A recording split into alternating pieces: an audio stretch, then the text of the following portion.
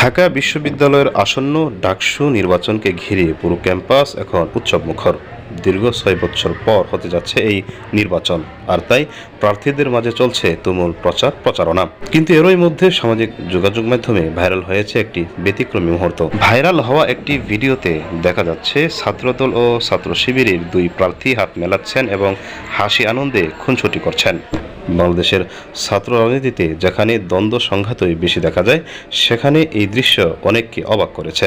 মানুষ বলছে এটি সম্প্রীতির এক অনন্য দৃষ্টান্ত। রাজনৈতিক ভিন্নমত থাকলেও প্রতিদ্বন্দ্বীরা যে সৌহার্দ্য আর বন্ধুত্বপূর্ণ পরিবেশ বজায় রাখতে পারে, এই ছবি তার বড় প্রমাণ। বিশেষজ্ঞরা মনে করছেন, ডাকসু নির্বাচনে নীতিভিত্তিক রাজনীতির চর্চা ও ভ্রাতৃত্বের পরিবেশ তৈরি করতে পারলেই শিক্ষাঙ্গনে হারিয়ে যাওয়া গণতন্ত্র ও সহমর্মিতা ফিরে আসবে। আগামী ৯ সেপ্টেম্বর অনুষ্ঠিত হতে যাওয়া ডাকসু নির্বাচন শুধু ভোটের প্রতিযোগিতা নয়, বরং ছাত্র সমাজের ভবিষ্যৎ নেতৃত্ব গড়ে তোলার এক বড় মঞ্চ।